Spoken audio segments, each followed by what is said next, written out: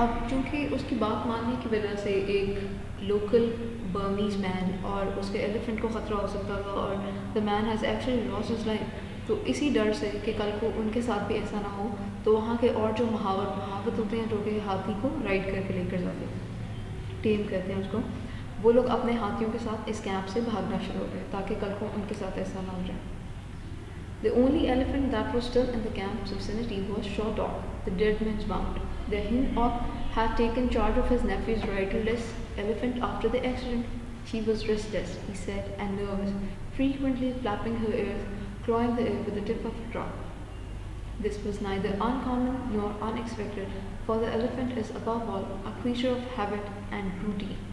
So pronounced an upheaval as the absence of a long familiar handler can put even the gentlest elephant out of temper, often dangerously so. अब और कोई हाथी तो वहाँ पर नहीं था, सिर्फ इकलौती एक हथनी जिसका नाम शॉ डॉग था वो वहाँ पे मौजूद थी और वो उस डेड पर्सन की हथनी थी। और अब चूँकि ये अंकल हैं हिन ऑक जो है वो उस बंदे के अंकल हैं, सो उन्होंने अपने भतीजे की इस लावारिस ऊँटनी को हथनी को अपने पास रख लिया है। लेकिन वो हथनी बहुत परेशान है, वो नर्वस है, वो बेचैन है, वो अपने कान फड़फड़ा रही है, कभी अपनी सूंड को हवा में लहरा रही है। देखिए ये कोई अनयूजुअल सी बात नहीं है। जब भी एक हथनी या हाथी अपने एक इतना लंबा साथ रहने वाले महावत से बिछड़ जाता है तो वो इसी तरह की बिहेवियर एग्जिबिट करते हैं, क्योंकि हाथी जो है वो एक ऐसी क्रीचर है जो कि रूटीन और आदतों के तहत चलते हैं। लिहाजा अब एक इंसान जिसकी उसको आदत थी वो नहीं रहा तो वो परेशान है। This being the case, the hind ox has decided not to allow Shaw Dog to fall through the night, as was the rule. Instead, he had led her to a clearing some half a mile distance from the camp and supplied her with a great pile of succulent tree branches. Then he had tethered her securely between two immense and immovable trees. To be doubly sure of keeping her bound, he had used not the usual lightweight fetters which elephants are shackled at night, but the heavy iron towing chains that are employed in harnessing of logs. This, he has said, was a precaution. अब usually हर रात को वो हाथियों को बाहर छोड़ दिया करते थे ताकि वो जंगल में जाके अपनी धूप मिटा सकें, लेकिन चूँकि शॉर्ट ऑफ डिस्ट्रेस थी तो हिनॉक ने सोचा कि आज उसको बाहर भेजना इस खतरे से खाली नहीं है, लिहाजा उसको एक खुले मैदान में ले जाकर वहाँ पर ही काफ़ी सारे दरख्त के तने दे दिए गए ताकि वो उनको खा के भूख मिटा सके।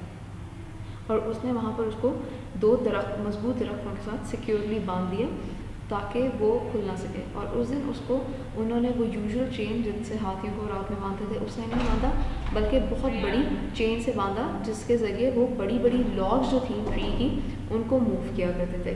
और उसने कहा कि ऐसा करने का मकसद ये है कि वो कोई प्रिकॉशन लेना चाह रहा है, वो हिफाजती इक़दाम के तौर पर ऐसा करना चाह रहा है।